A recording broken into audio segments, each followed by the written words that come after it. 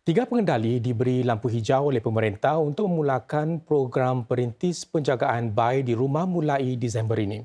Syarikat-syarikat itu ialah EduNanny by Butler, Kiddy Bliss dan Nanny Pro Care.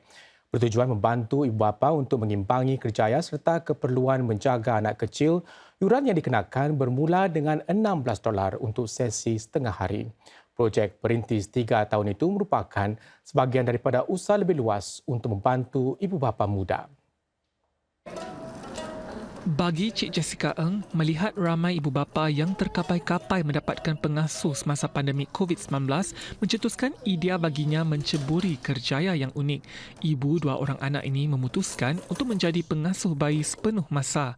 Cik Eng tidak lama lagi bakal menyertai satu program perintis yang bertujuan menjadikan sektor jagaan awal kanak-kanak lebih dimampui dan terjamin.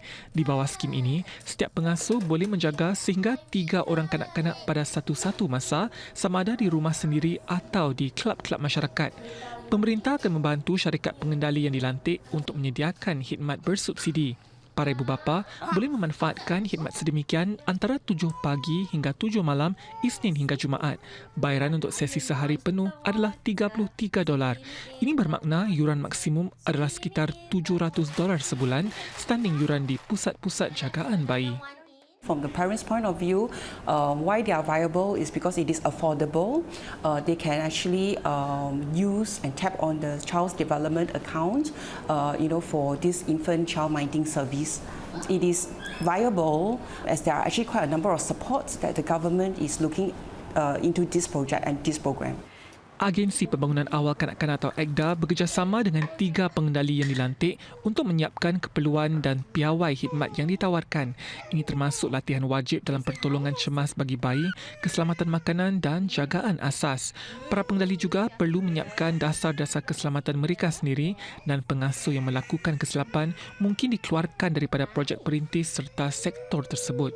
Salah seorang ibu bapa yang tertarik dengan skim tersebut gembira dengan langkah AGDA mengambil kira keprihatinan mereka, antaranya memastikan latihan yang mencukupi.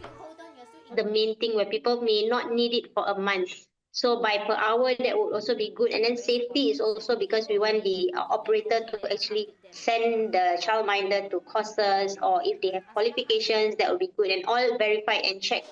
Ibu bapa kepada kanak-kanak berusia antara 2 hingga 18 bulan yang berminat boleh menghubungi syarikat-syarikat pengendali secara langsung.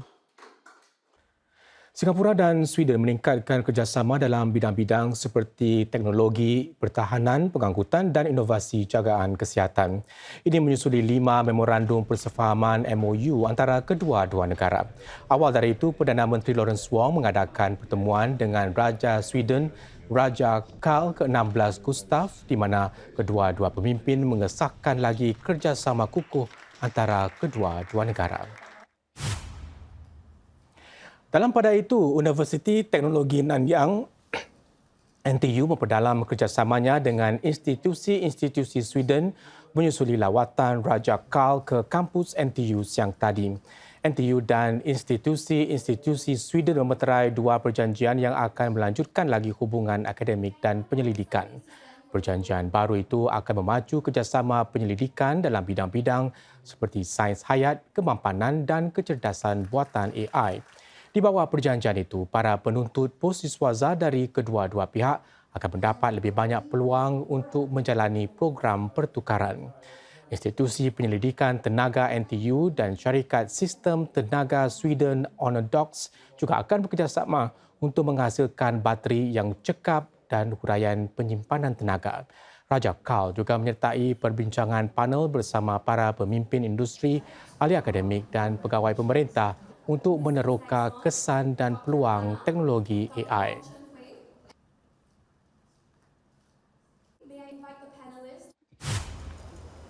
Semasa berada di sini, Raja Sweden itu turut melawat Balai Bomba Marin Berani untuk meninjau bagaimana pasukan pertahanan awam Singapura SCDF bersiap siaga untuk operasi memadam kebakaran dan menyelamat.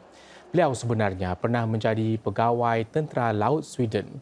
Raja Carl dibawa berlayar menaiki kapal Red Manta, iaitu sebuah kapal operasi menyelamat cukup canggih dan boleh memberi respons kepada insiden-insiden besar di lautan. Pajak KAL dapat melihat sendiri bagaimana sebuah kapal bomba SCDF berupaya melawan api secara 360 darjah.